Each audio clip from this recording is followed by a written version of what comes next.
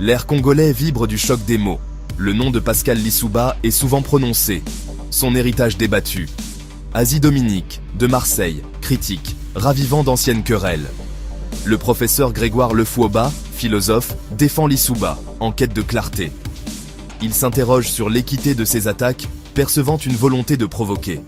L'essai de Lefouoba se fait l'écho de ses voix, examinant les actions et le parcours de Lissouba.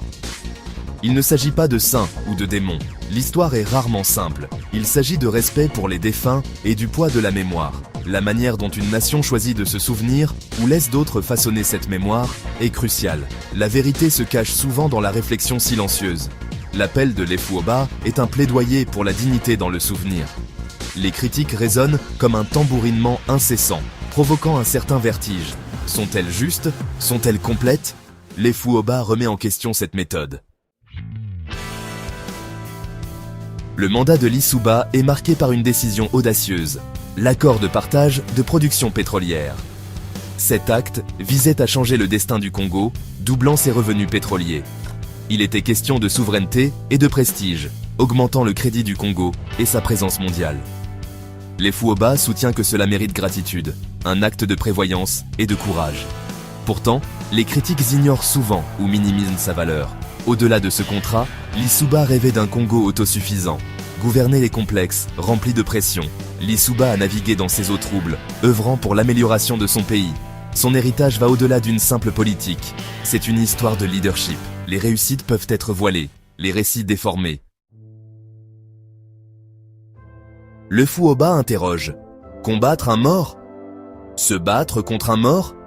Le défunt ne peut défendre son nom. L'influence de Lissouba perdure, prouvant qu'il n'est pas un simple souvenir passif. S'attaquer à lui, c'est comme tirer sur une ambulance en route vers la morgue, futile et disgracieux. Ces critiques éclairent-elles le passé ou jettent-elles des ombres plus longues?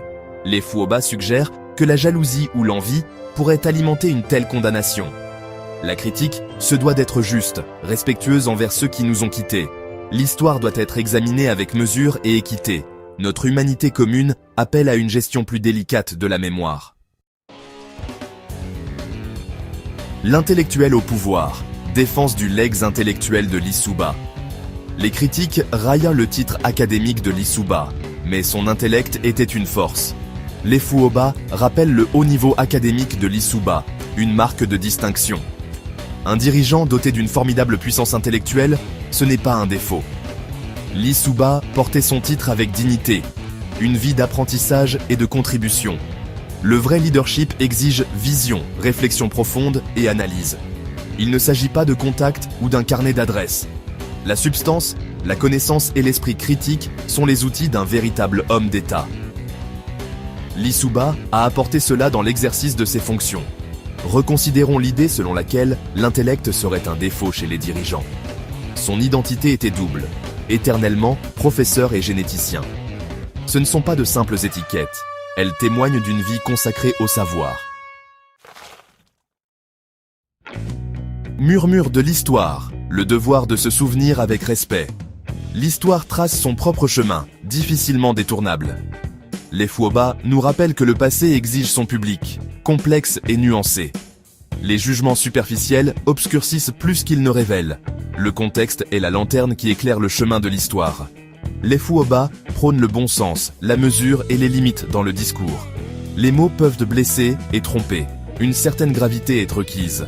Abordons les figures historiques avec compréhension.